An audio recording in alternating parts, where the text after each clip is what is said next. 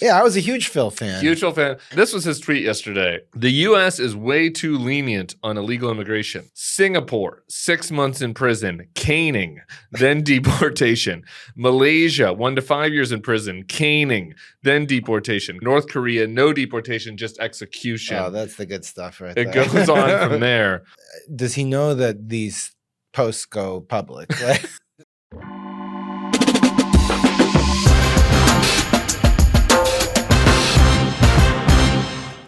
Hello and welcome to the Bulwark Podcast. I'm your host, Tim Miller. I'm in D.C., so who else was I going to bring in here?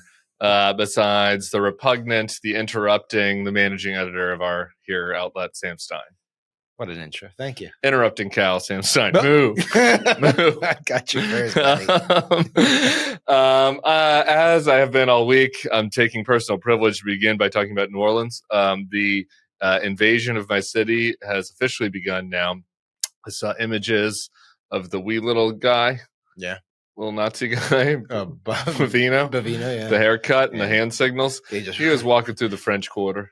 I gotta tell you, if any of my friends who are like maitre d's in the French Quarter, you just give this guy the Sarah Huckabee Sanders red hen treatment. Okay. What a no cut, fucking gumbo or jambalaya for this guy. Okay. Anyway, that's the funny part. The bad part's actually happening. It's mostly out in the suburbs, but I got this text from my buddy that I want to read. Basically, every Hispanic person, legal or not, has completely stopped working in New Orleans. Yeah. They can't. My friend, I'm going to redact his name, can't get anyone to do any work at all. He's a contractor. He's a ton of clients who needs roofs done. All the people he works with at other companies in the city say the same. I don't think anyone's thinking about the impact it's having on the economy of the Republicans here who are trying to run their businesses. Womp womp. Then he sent me pictures of a random crew that was on a roof in the New Orleans suburbs. Mass dudes jumped out, surround the house. For YouTube guys, we'll put up the picture here. And Amanda Moore, who is down there, is a reporter covering this, saw the same incident. I asked her what she observed, and she said that the only silver lining here was that there was one guy who refused to come down from the roof. And so they just left him up there and brought the other guys in, which shows you, I think, the limits of their powers here. They don't have a ladder? They did have a ladder. Did you see that? I haven't seen it. I showed it to you. That's all right. I don't think that these guys actually know how to use a ladder. They had a ladder and they're like holding it up and they had guns. Like the guy is climbing the ladder carrying a gun. Like this feels unsafe. Yeah. Like, is this really necessary to have mass dudes drawing down on guys There's got to be some OSHA regulations around up on the roofs. Yeah. But there's no probable cause happening, as evidenced by the fact that the one guy got out of this. Like they just are driving through the neighborhoods where there's a lot of mostly Hondurans in New Orleans, but also Mexicans and others, and like going up to people doing yard work. Show me your papers. Wearing masks. This is like essentially what happened in Chicago. I remember Adrian was there for a couple of days where it's not that like they're just grabbing people indiscriminately. They're doing that obviously, but people just stop showing up. Like people just don't show up at their businesses. People stop bringing kids to school. There's a lot of fear, obviously, but the ripple effects are pretty astronomical from an economic standpoint. Because why would you leave your house? Like, what is if you could be detained and you can be a U.S. citizen, but you would have 3 weeks of just absolute horror, not knowing what's going to happen to you? Why would you leave your house? Yeah, or if you're a mixed family, right? Right. You know what I mean? Like you have one person in the family that is, Why are they in your home city? Because of that? Because the other little guy, small Napoleon syndrome. Oh, is, I guess your the governor, answer, which is appropriate for New Orleans, the French Napoleon syndrome. Yeah, the governor. He just wanted it. Yeah, he's been asking for it, and I think that Trump basically, I think that they did see the limits of what they're able to do in Chicago. Having Pritzker there did matter. Sure, it was terrible what happened, but right. I think that they look at they're looking at places where they're red states, where the governor is going to let them come in and act with impunity, and so New Orleans is it. It's scary stuff, man. And they're just going to go from city to city to city. It's horrible, and like they're just it was sort of tongue in cheek. My buddy was texting me about like the Republican business owners who are like don't have employees. Like the economic ripple effects are real. Why is that tongue in cheek? I feel like that's a very real thing, right? These are small. Yeah, and it's like tongue in cheek that he's like mocking them. They're not the real victims here, obviously. Or shed some tears for these guys. They asked for this. Yeah, I get it. but it will hit them, right? Like this, I remember sort of the first moment that was like semi-viral around this stuff was that it's either Fort Lauderdale, the Miami Keys, where the guy, like the 6-time Trump voter or whatever the hell, was like all his construction crew had like been taken away from the site. And he's like, what the hell? It's like, I didn't vote for this. He's like, no, you voted for this. Like, this is it. By the way, not to Adam Smith, like, you know, this does have an affordability effort, right? Like, you know, if you don't have people if we're worried about housing affordability, you don't have people to construct the homes, that is going to have an impact on affordability. I'm just going to remark that you Adam Smith. Did you say not to Adam Smith? Yeah, you know, supply and demand does matter. Yes, still, you know, economics still works. On top of that, the healthcare, I think I mentioned this earlier in the week, but it's just worth mentioning again, like, you know, you just don't think of all the downstream effects. I was talking with somebody at Thanksgiving who works for a company that does like the dialysis services and stuff. And it's like they don't show, you know, if you are undocumented or have an undocumented family member, you're not showing up for your appointment. And so I was thinking you're going a different direction because Jonathan Cohen's been talking about this. Is like, you know, the caregiving industry. Oh yeah, no, that too. Like that is both ways. Yeah, it's like they're going to be decimated by this. So there's incredible downstream effects. You know who doesn't care about that? Our buddy Phil Mickelson, lefty. What a guy! Before we talk about what a guy is, I gotta say, sometimes, you know, I know I have this like hard candy shell, Sam. You know, where I seem like I'm a dick, but deep down I'm softy. Okay, I am softy, and it allows me to sometimes. I don't know. I think it's in the inverse, buddy. You think it's in the inverse? Yeah. What's the candy with the soft exterior and the hard almond joy? Yeah, you're the you think nut. I'm an almond joy? You're the nut inside. Okay, well, the nougat part of myself did get snowed by Phil Mickelson as a child. I want to bet. Yeah, I was a huge Phil fan. Huge Phil fan, and he was the guy at the local golf tournament in Denver who'd hang out, sign the golf balls for the kids. Yeah, well, he probably had an over-under bet on how many balls he could sign. So, you know, I don't know if he's changed or if that was just part of his megalomania, but this was his tweet yesterday, which was, I think probably the most appalling. Just read it. It's more appalling than anything Megyn Kelly has said for me. I think I'm putting it below Megyn Kelly in the Dante's Inferno. We're gonna do Dante references this week. What level is this? Yeah. Here we go. The U.S. is way too lenient on illegal immigration. Singapore, 6 months in prison, caning, then deportation. Malaysia, 1 to 5 years in prison, caning, then deportation. Qatar, 3 years in prison, forced labor, then deportation. Russia, 2 years in prison, forced labor, then deportation. North Korea, no deportation, just execution. Oh, that's the good stuff right there. It there. goes on from there. It's like, what? Well, these guys want to be like, oh, we're pro-America, like USA. Like, this is... Like, you want us to copy the most repressive regimes in the world? You want us to do fucking caning, Phil Mickelson? What's the punishment, I wonder, for insider trading and illegal gambling does he think we should do? Singapore? Should we do behanding? Yeah. Maybe we should behand his left fucking hand. If that's what he wants, if he wants Old Testament justice for people, maybe we should look into Phil Mickelson's thinking, does he know that these posts go public? Like, is he aware that Twitter is a public posting service? Because it seemed insane. Also, it seemed like probably like some AI generated stuff. He's like, what are the punishments for illegal immigrants and all the repressive regimes? Did seem like a grok. Yeah, grok. Tell me how nasty I can be towards illegal immigrants if I lived abroad. Yeah, this is so like, I mean, I don't want to make fun of it because it's like, if this is an honest reflection of how he thinks, like he's a disturbed dude. Like if you're thirsting over the idea that you can cane somebody because they're here illegally, then you need to like go get help, honestly. Just go move to Riyadh. Honestly. Yeah. That's the better. Just go move to Riyadh. Exactly. You want to be paid by the Saudis. You want to play in their golf courses. You want to like yuck it up with them and like go live in their repressive regime and have fun. Like that. Just enjoy it. You can make a lot of money. You can play in a lot of golf tournaments. I'll even let you this. Come back for the Masters. You can come back for the Masters. Okay, I'll allow it. If you make some bad bets, some bad illegal gambling bets, and you can't pay off your dets, I'm not sure you're going to like the. I just wish someone in his life would just say, "Yo, you've made hundreds of millions of dollars. You play golf for a living. Like that's the envy of every dude out there. You don't need to be a dick to like the least fortunate people in the world. A lot of whom came here because they were fleeing the repressive regimes that you're now thirsting over. So, not caning. Yeah. I'm interested in caning Phil Mickelson. You know what else I'm interested in? Denaturalization. That was something that has come up this week. Yeah, Denaturalization. that's like the new fad for the Trump guys. Maybe. What do you think, Mickelson? That feels Irish origin. Scott Irish. Yeah. Something like that. Let's fucking denaturalize him. No. Go back through. I wonder if all the paperwork was filled out perfectly about his ancestors. I think start looking through that. The Saudi idea is the best one. I want a bill. If we win again, get back in 2029, I'm going to have a Bill Pulte in the Immigration and National Naturalization Services.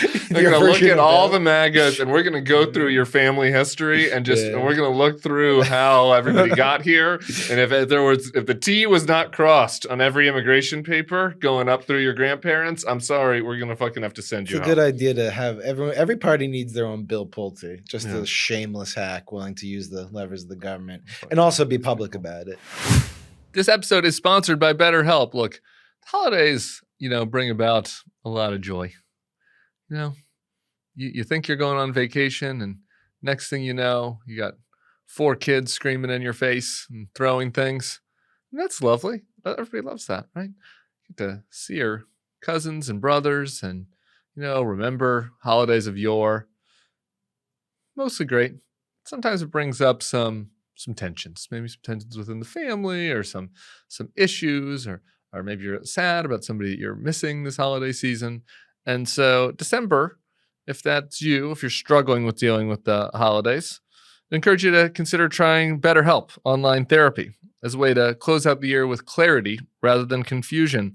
BetterHelp has therapists working according to a strict code of conduct. They're fully licensed in the U.S.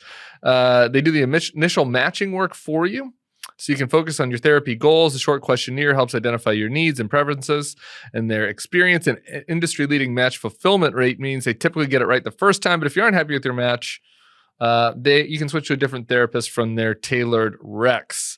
So this December, start a new tradition by taking care of you. Our listeners get 10% off at betterhelp.com/thebulwark. That's betterhelp.com/thebulwark. Do you have any other immigration takes before we move on to parties? No, that was a good one to end on. Okay. I was really upset by Phil's tweet last night. Me too. My blood's been boiling this week. Who's your favorite golfer now?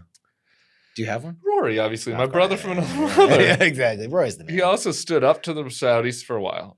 He got a little weak. Did he get weak? Well, I actually think what happened to Rory, I'm sorry for the non-sports people, you can just fast forward a minute, but there's a moral lesson here, even if you're not a golf person. It's kind of a sad statement about our culture, actually, and Rory is sort of what's that word, like synecdoche? Synecdoche?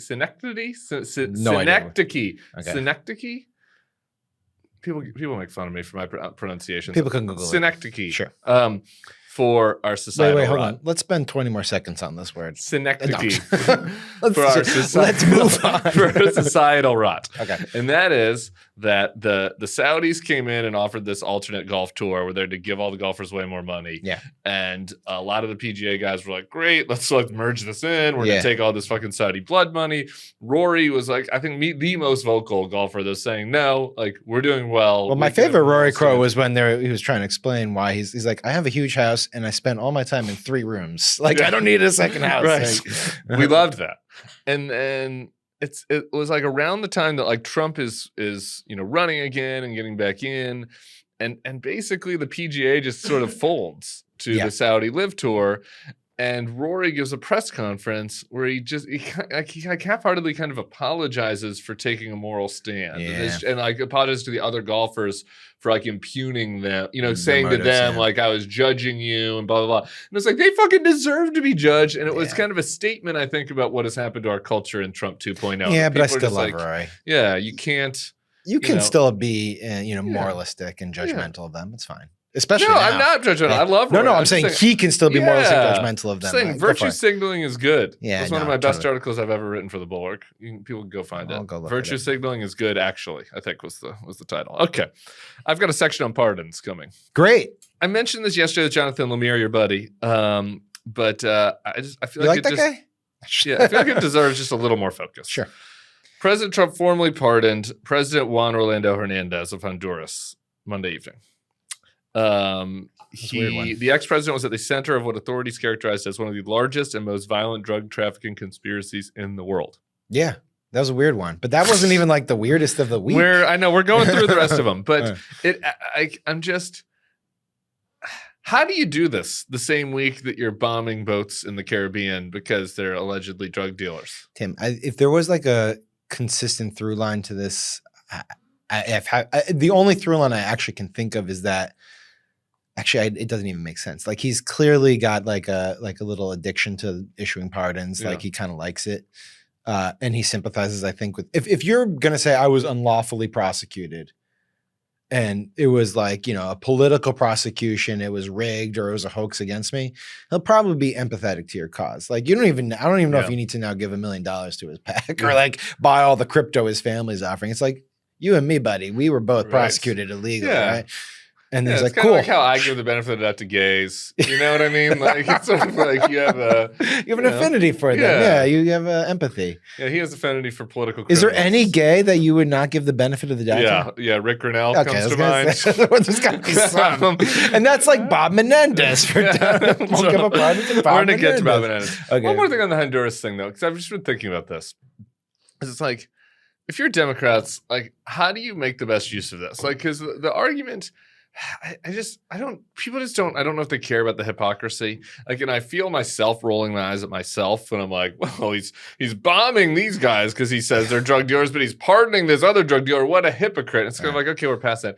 I wonder if the actual better way to go into this is like, this guy got a pardon because he was in league with the fucking oligarchs. And he was giving them, he wanted to give them their little Bitcoin city in Honduras. And I think this is how you get into the mag world. Because you saw some of this from Marjorie Taylor Greene and others. And Bannon has been saying this, which is like, is Trump looking out for regular people or is he looking out for the tech billionaires that actually hate MAGA Americans? Yeah. And I think maybe it's a little bit more of a bank shot, but I feel like that's what the Democrats should be really. Well, I agree with you that the hypocrisy, no one gives a shit. Like, who the fuck cares about hypocrisy at this point, right?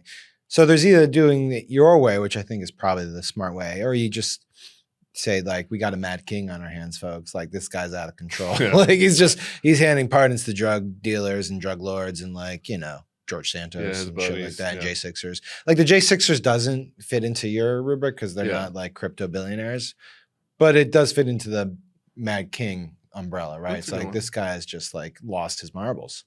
That's fair. That makes me think about something. Remind me about the Mad King thing at the end. We're going to come back to that. Okay. Political thing. We need to get through the pardon section. Tim Lewicki. Yeah, this was a good one. This guy was charged with doing basically insider deals on the Austin, on the new stadium down there in Austin. Yeah. For Texas, the Texas stadium. Yeah, the UT stadium. And he was indicted by. I liked I read about what he would do, which was kind of clever. He had someone who was bidding against, and he'd just go to them and be like, yo, I'll give you money if you're my subcontract. Just let me win this contract. Brilliant. So easy. Why don't more people do that? Yeah, that's a great idea. Because it's illegal. You can't do that. You just want to make sure you're scring the taxpayers of Texas as much as possible. Fuck the competitive bidding process. Wringing every cent possible out of the people of Texas. Another time where Trump doesn't care about the MAGA Americans that we're paying this rich fuck. There you go. Indicted, it's worth noting, by the Trump Justice Department. And not the first Trump Justice Department. Actually, when I read it, I was like, oh, yeah, he was indicted in 2019. And then I looked at it, I was like, oh, wait, no, it was July. He was indicted in July. So ridiculous. By Pam Bondi. And so, obviously, this is the principle of this, but I'm on like, where was Doge? Like, where was Doge on this? Like the amount of money that we get spent to prosecute this person. Our Justice Department goes after this guy. He was robbing the taxpayers, and then we spent. It's like we kind of compounded the crime. We're spending taxpayer dollars then to prosecute him. Yeah, that's a really good point. Then we prosecute him, and we let him off the hook. A condition of the pardon should be that he has to pay us back all the money we spent prosecuting him. Yeah. Do you think that's going to be in there? I have to check the fine print. There might. Well, I guess maybe if it goes to the ballroom. Yeah, it's got to go to the ballroom. Add one more layer or story to the fucking ballroom. Why are we doing this? Why is he doing this? What was the upshot of this? He kind of likes it. It's like one area where he's got actual control. He can't make prices cheaper, but he can make people say, thank you, sir. And he can make rich guys come to the Oval Office and say, sir, you are the greatest president of all time. Yeah. And I'm going to contribute to Michael Dell and his weird wife's like Trump bond. The $6.25 billion gift to the Trump accounts. But like, why? It's like, why George Santos? Like, do you really need to like get George Santos to come kiss your ass? Is that so he can do a cameo for you? 5 cameos in exchange for the pardon, George.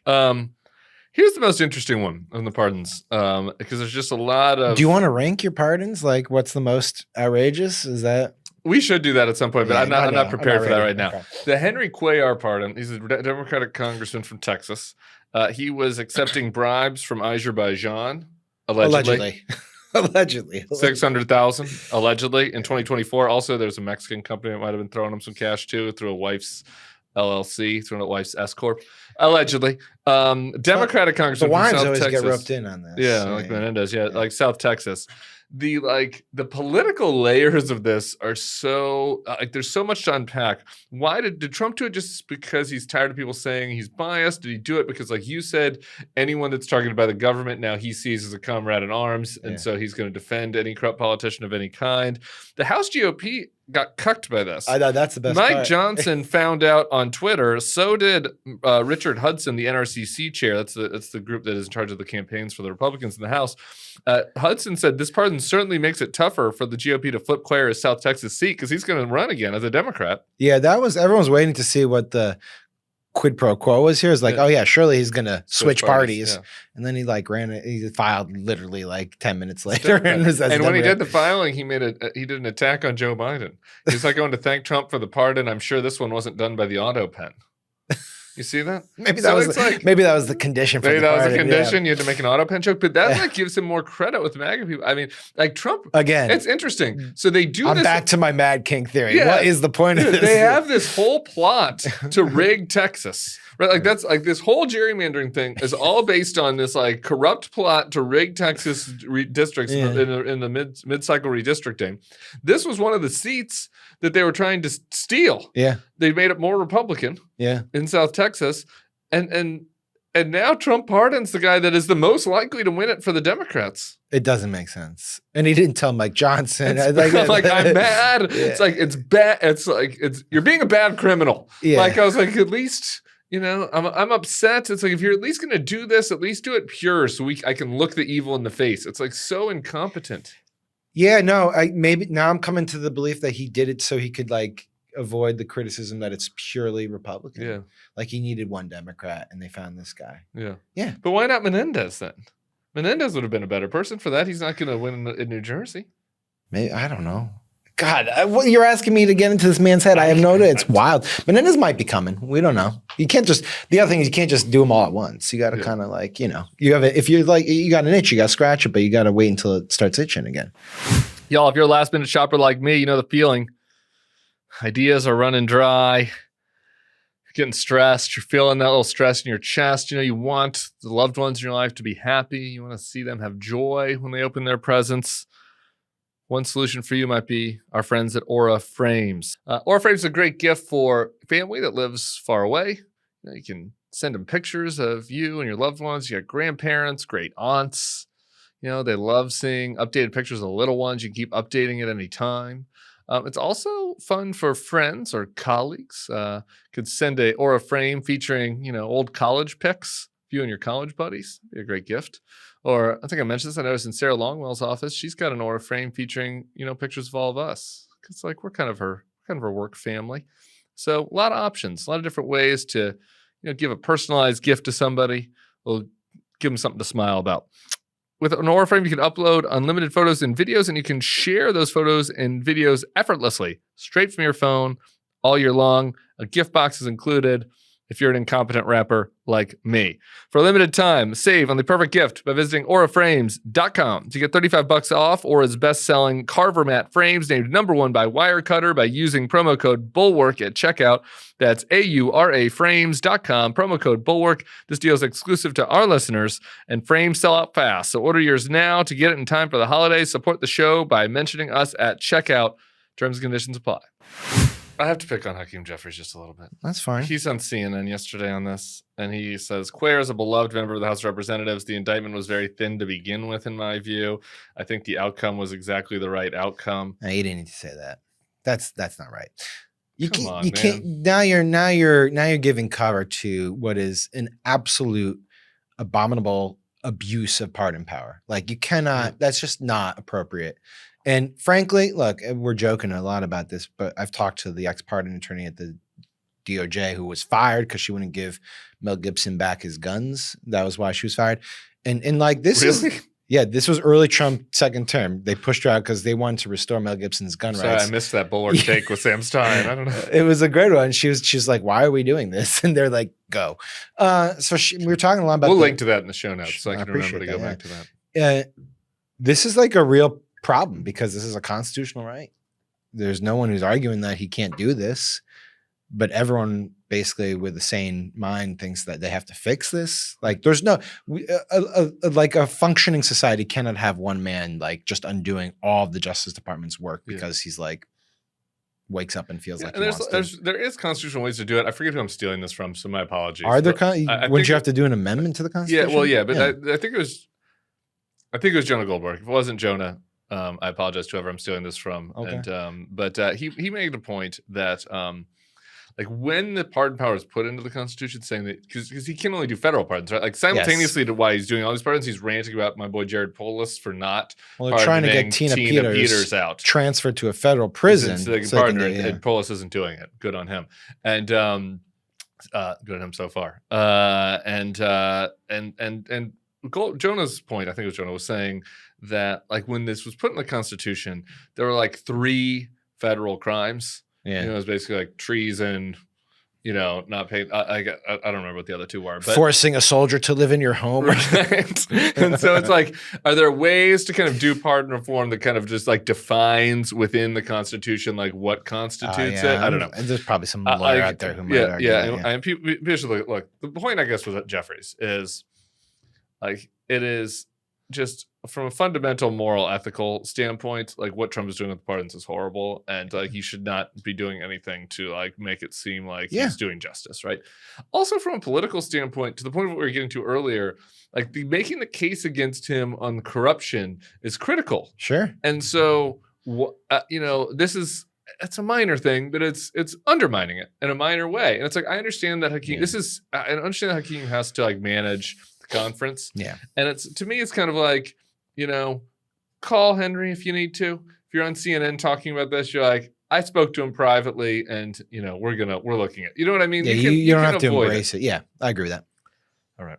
A little bit on Pete Hegseth. We've been talking about this a bunch this week. There's another new data point in this whole conversation about the war crimes in the Caribbean. And this is that the Wall Street Journal confirmed something that we've kind of suspected for a while. Back in October, Admiral Alvin Halsey was, at the time they said resigned. He was the head of Southcom, which was overseeing these attacks. He was only 1 year into his command, so it raised some eyebrows. The Journal is reporting that Hegseth asked him to step down. Hegseth met with Halsey on a secure video conference, and according to notes from a participant on the call, told the admiral, "You're either on the team or you're not. When you get an order, you move out fast and don't ask questions." Yeah. So I think that brings some interesting context also to the conversation about the Mark Kelly and these congressmen who are saying that, like, why they're encouraging people to not follow legal orders. Hegseth has basically said to him, "You will follow an legal order, and if you won't, you should leave." He left. Yeah. And that's I do think that's pretty interesting context around the whole Mitch Bradley discussion and what's been happening with the. When are they going to call this guy before the Hill? Wouldn't that make sense? Yeah. Like have you called Roger Wicker about that? Have we asked Roger Wicker? I asked was it Mark Kelly about it? Or was it was either Kelly or Mark Warner. I think it was Warner actually. Right when it happened, I was like, "Are you guys reaching out to this admiral?" And they were like, "We can't get in touch with him." That was a couple months ago. So we'll see. I mean, obviously, this is like, I keep saying like, I gotta stop saying that. This is a really serious matter, and it's been interesting to see the fallout around this double tap strike. So obviously, we want to know if they are doing something illegal, if they're committing war crimes. That really does matter, obviously. And there's been another slew of reporting that's added more nuance to the situation. But I think we're losing a little bit of the forest for the trees here, which is that we are engaged in acts of war, but there's not really a war. I mean, we are actively. There's not a war. There's not not really. There's no war. There's no war. We have a pretend war. We've killed 80 people. We have killed 80 people. And there's been almost no. We don't know who any of them are. We don't know any of them are. We don't actually have like really good evidence for why, whether they were smuggling drugs. We're just supposed to take the DOD's word that there's drugs on the boats, and maybe there were. The sheer lack of inquiry, oversight, hearings, explanation, briefings is staggering to me. This is going on for months. 80 people are dead. We've launched multiple missions. Now we have a highly controversial double tap strike that we don't really know about. We have an admiral that left. I mean, this is not minor stuff at this point. The piling up of very important stuff to get to the bottom of is now a mountain high. And I can't think of one actual hearing that's happened. Maybe I missed it. Maybe I just don't know. I've not seen anyone be held to account for this.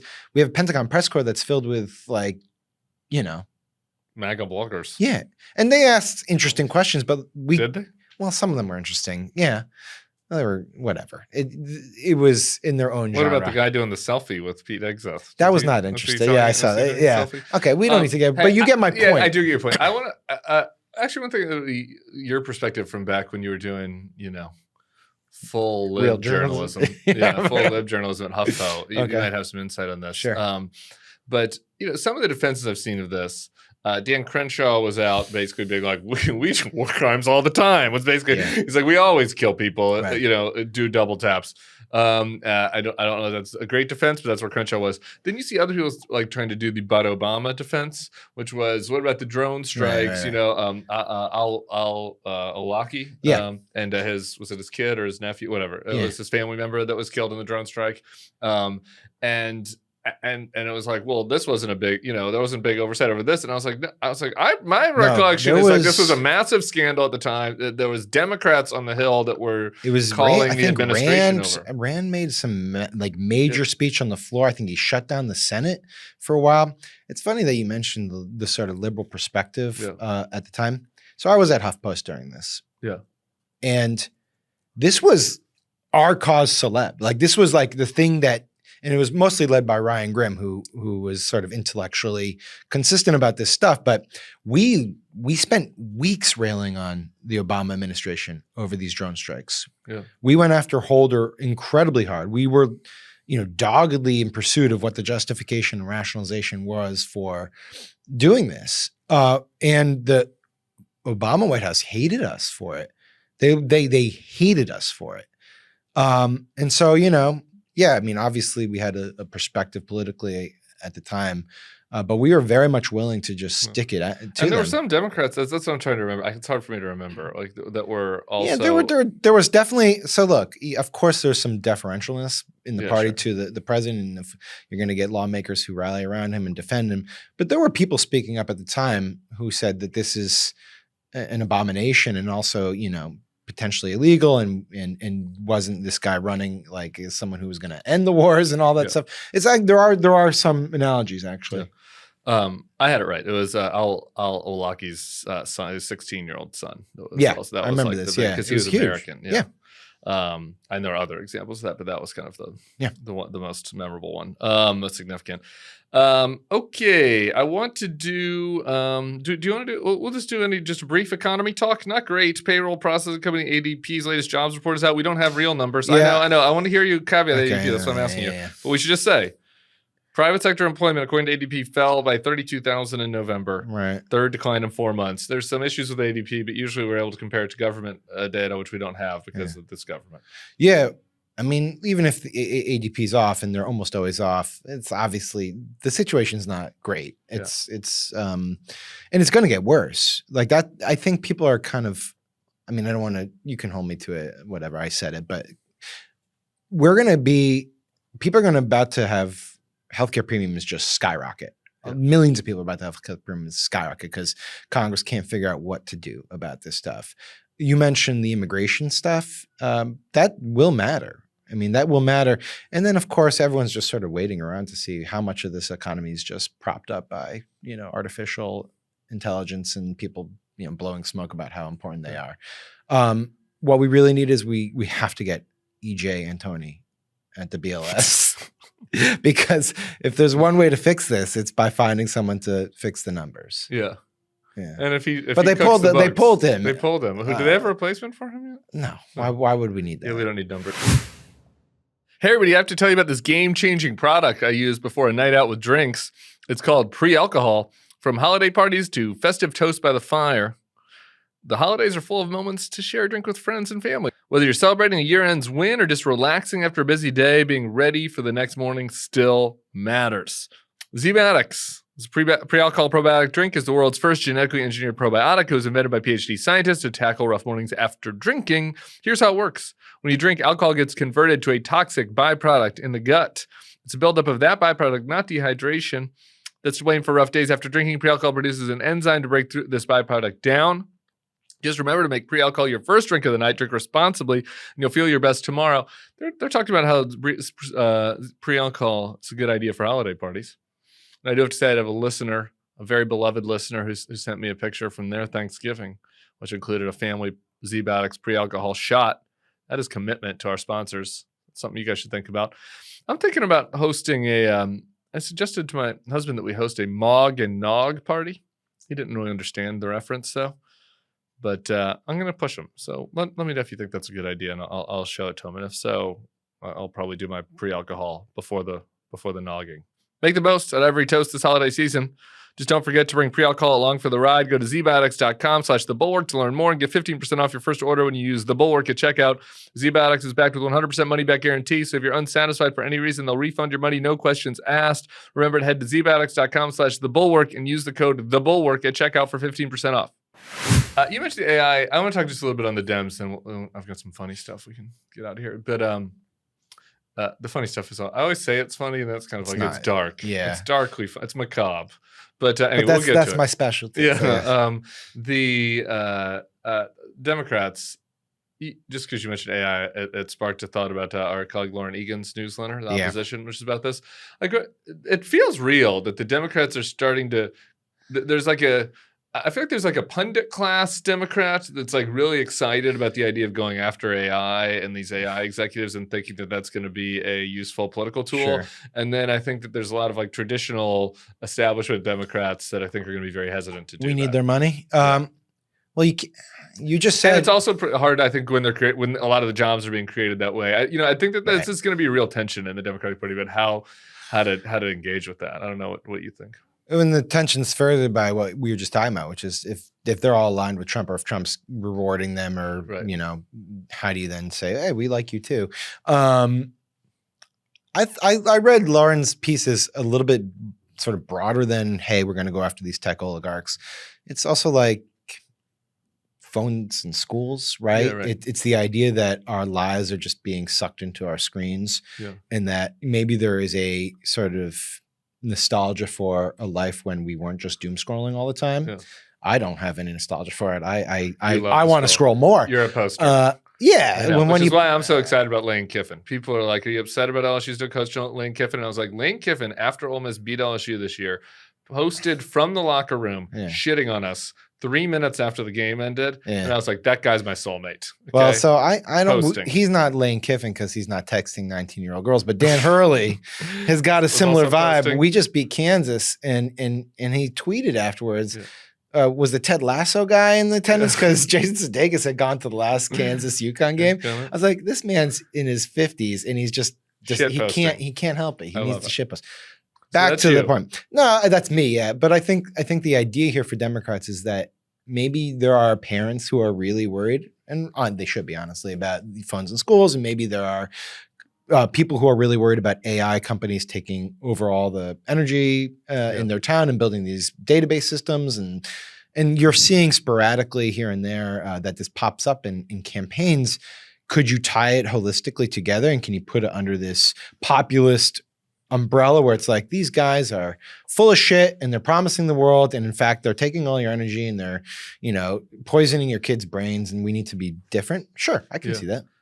I can too. And despite being a poster at heart, I am very sympathetic to that point of view. And it's interesting. That seems right now, I guess this is my point, like way more popular in the liberal podcasting class.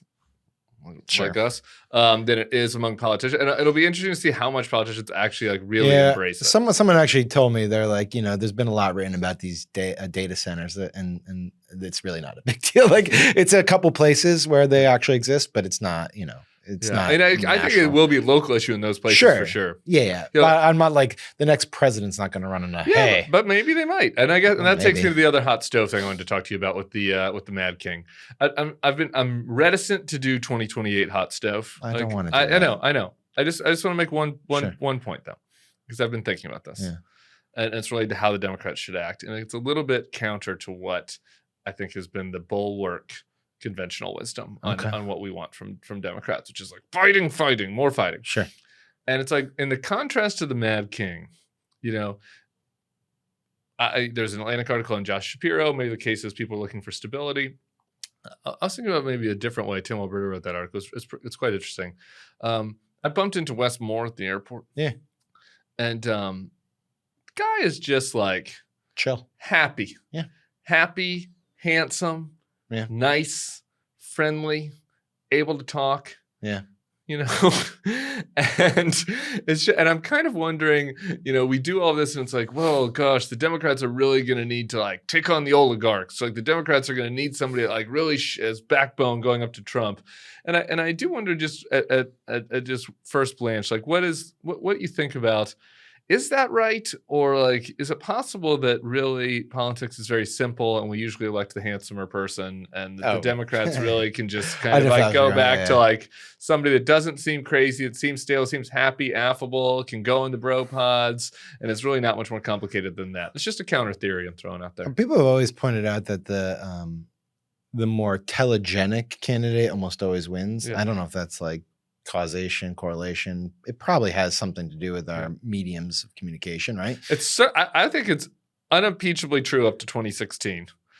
I don't know how you judge who's more telegenic between Donald Trump and Hillary and Joe Biden. No, and Hillary, and like, because they were both in the basement. I feel like 2020 doesn't count because the COVID election. Then 24, it's like, I think Kamala is objectively more telegenic than Trump, but it's like it's like. But there's a are we counting Biden also as part of it? Yeah. Okay, fair enough. But up to 2016, the other theory that is at play here that you're talking about is how this is all reactive, right? Right. And I've mentioned this a million times, but George Bush begets Barack Obama because Obama's not, Well, you go back, Clinton begets Bush. Sure, right. Like, but Obama, I mean, people, I don't know the Obama allure was, we're tired of all this shit. Like, we don't need to be in the Middle East, but also we don't need to have politics that is just cutthroat. I'm going to be a reconciler.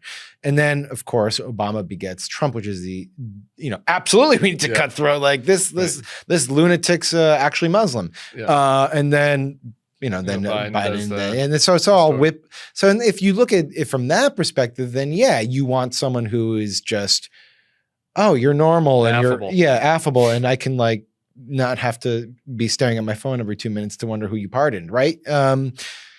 So maybe that is the case. I think and I can't believe we're already talking 2028, but does that get you through a primary?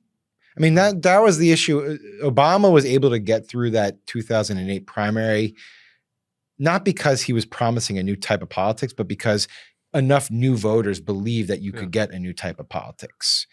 And I don't know if that's the case now where, let's say Josh Shapiro, Wes Moore comes in and said, we got to do politics differently. Yeah. Are like the youth going to get jazzed about that? Right. I don't know. No, probably not. Probably not. Yeah, that's a tension. I'm with you on that. I want to do this early. I have a job for a listener, whatever listener wants to do this. I want to give like myself like a buzzer where I get like 10 minutes a week allowed to 2028. Talking about 2020, and that's it. And once we hit the 10, I get buzzed. Okay. I think that's a smart idea. And then when we get to the year 2026, you can go to 15 minutes. And we'll just keep it. You don't want to overdose. You gotta up it in gradual increments here. All right. We're going to end with Tucker. Great. Somebody sent me a text I've not seen this. Just to You've be not clear, seen yeah, this yeah. first. I just want to pull this up. This is pretty. Sure. This is pretty alarming. I'm just gonna pull this up live here. Everybody had their Spotify Wrapped out yesterday. You can see mine on my Instagram if you want. I'm obviously an indie gay, so it's pretty the trendy indie gay music is what I'm listening to. But in the Wrapped, they also have the top 10 podcasts in the U.S. Okay. I'm not on there yet. We're working on it. I thought you were. No, not there. We're working on. We're going up. Rogan, Theo Von, Caller Daddy, blah blah blah. Number 7, Tucker. Okay. Are you surprised by that? No, it's alarming. Yeah. Yeah. This is why you got to tell your friends about this podcast. We got to make it. We got to go up the list. Yes.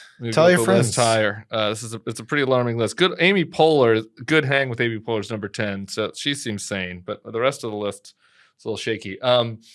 Tucker last night, get home, back to the hotel, scrolling as I do. Had the Nuggets You game and me on, both, baby. The Nuggets game on the TV. Phil Mickelson said what? Scrolling on the phone. I see Tucker's has his new drop. He's got Milo Yiannopoulos. Remember Milo? Of course, how can he you did the forget? Dangerous Faggot tour back when you were at HuffPost. That was his big thing. Then he got deplatformed. It was like the only actual case, like successful deplatforming. He really has all that out. Like I think that ended up the whole deplatforming move was a failure. With the exception, here's the exception that proves the rule. It was the one deplatforming that worked. I don't know. Do you remember that woman who made the terribly offensive AIDS joke when she was boarding a plane? Yeah. She was deplatformed. Okay, but we didn't know her before, so deplatforming it didn't make any difference to society. Success. When does she land? That's what that was. When When did she land? That was a really horrific joke. That was bad. Yeah. Anyway, Tucker's trying to bring Milo back. And they did 2 hours on homosexuality. Oh my God. And Why? so I was like, I got to watch this, obviously, at 2x speed. And you went 2x? Oh, yeah. It was 2x with just Tucker. No, 1.5. Well, yeah, no, okay. With just Tucker, it's 2x. And I like doing it, especially because his laugh is even funnier at 2x. So, it's really funny at 2x. So I do like him at 2x. But then Milo talks really fast, so I had to move it back down to 1.5. Anyway. The premise was about the Ugandan interviewer who was like, "Why are you gay?" and about how that person was correct. The Ugandan interviewer and the anti-gay Uganda bill. Tucker's pro that now. The death penalty for certain gay acts.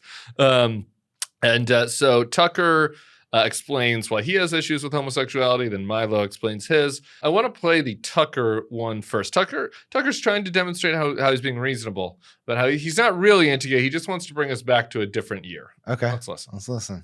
And what does it mean to live as a gay person in the United States? What exactly does that look like? Like, what's your life like? How many people do you have sex with? How are those unfair questions? Since you're the one throwing it in my face and telling me I'm not allowed to be against it, maybe I'm allowed to ask the questions I don't really want to ask, don't really want to know the answers to. Wait. But since you've made it the North Star of our moral system in the United States, since you're willing to starve an African country because they disagree with it, maybe it's time for me to ask those questions because you push me to. Who's he? On this and a lot of other issues, if you just back off a little bit. Chill. If we could just return to the status quo of, say, 1985, where, yeah, they're gay people. They're great. They're off, whatever. They're here, they're there, whatever, but they're not pushing gay sex on my kids in school. 1985. We're just going to go back to the glory days. I was listening to it. Those are the best years for the gays. I had to do the rewind because I was like, did he say 1995? Because at least we could start as we'll have a debating one. I'd have some disagreements. I couldn't have my family in 1995, so I would be opposed to that. But 1985 is what he chose to say. Yeah. When gays were dying from AIDS and nobody was helping them. Yeah. No, that was like, let's just go back to that status quo. You guys, we don't bother you. You don't bother us. You die. We don't give you healthcare services, and that'll be fine. And you have to tell me how many people you're fucking, by the way. Well, sorry, I couldn't. At one point, I was having trouble just following who he's talking about. Like, who was telling him he can't talk about gays or AIDS or something? No, he is saying that he's arguing that the gays, we're all pushing it on everybody's face, and that we've made gay the moral cause. Okay, so we cannot criticize. He's upset because we can't. Make it a moral good. Like it's like if it was a moral neutral, Tucker is upset that we cannot ask questions about gays, basically. Well, he's upset that we are doing. Yeah, he's upset you can't ask questions about like why like how much sex you're having and how much sex you're having because that's rude. He's upset about that. Why does he want to know how much sex they're having? I don't know. don't this know. is like the most obvious I can send case Tucker of my someone, body count if he wants. This is clear projection, right? Like this is someone who's wants to explore homosexuality, You think but so? it seems like it. I don't know. Has he talked about whether he's had a gay experience before? Has anyone asked him? Someone should ask him. Like Feels maybe like I could. it seems like an obvious question. prep It's like, school. hey, you seem like utterly obsessed with homosexuality and your desire to be mean to them. Have you ever tried it? Like, is that why you're upset? That feels possible. I know a prep school. I'm not trying to be Freudian about it, but Yeah. it does seem like, perhaps one of the reasons he is like can't get over this and wants to go back to a time where gays were dying from an unknown disease and didn't talk about it. Like maybe it's because something happened to Makes him him. uncomfortable. Yeah. Maybe, or maybe he's just being a prick. Well, that too. Those can Yeah. be totally related. Yeah. Yeah, I think it's interesting. There's a substantive element of like, just like how he's mainstreaming anti-Semitism, he's like trying to bring this back. He's like, okay, What do you think his we're booking trying to roll process it is? Yeah, back. what do you think his booking process is like? No one told him he had to bring Milo on. I'm sure Milo's not like the most, I don't think Milo's getting him huge numbers, but I don't think it's actually that hard if you look at his recent guests to figure it out. Tucker wants to. He's like, what is the thing that everybody says I can't do, and I'm going to do it. He's like a baby, and so It's that's why I'm like, I don't provocative, know yeah. if it's actually. But maybe he had a gay sex experience in prep school. We should ask him, but I think it's less about that than just like, I'm a brat. Tucker is real. Like the prep school element of him is like, I'm just embracing my 17-year-old self, and I'm going to say whatever thing is because like he's done. he's been like that forever, right? Yeah, Crossfire. he's done like 9/11 stuff recently. Hitler was the good guy in World War II, obviously pro Putin. Yeah. Chemtrails recently, I believe that he did. That one I understand. Yeah, now it's like, why are people gay? So anyway, yeah, I don't know. I think that's a good follow-up for him. Maybe we do a trade. Maybe I'll send him my body count if he tells us if he ever had a gay experience. Because he does seem interested. Yeah, seems fair. One more thing that they went up that's, sorry, we're going to be up to our 10 minutes because it's slightly related to 2028, but we're going to end there. Okay. He asked Milo his thoughts on Mayor Pete. I mean, isn't Buttigieg just the most interesting character of our age? Like, I mean, he doesn't look like he looks like an intensely boring homosexual. Like, it's everything gay people shouldn't be. But it's so interesting the fact that, I mean, clearly he wasn't gay, like at the beginning. Well, he had girlfriends. Right. So he wasn't gay, but he made himself gay. I made that point because actually I had gay men who worked for me who were more in tune with this than me. I'm not in tune at all. I'm not in tune I just at all. didn't. I thought, At all. Again, Buttigieg I'm was a sorry. joke, but Something's going on here. they said, well, he's not really gay. And I was like, No. but what does that mean? Well, his sexuality, like all homosexuality, is a function, a product, a symptom. What is his homosexuality a symptom of? It's of his vaulting ambition. Buttigieg timed it perfectly so that post-Obama, the gay guy with the black kids, perfect presidential candidate.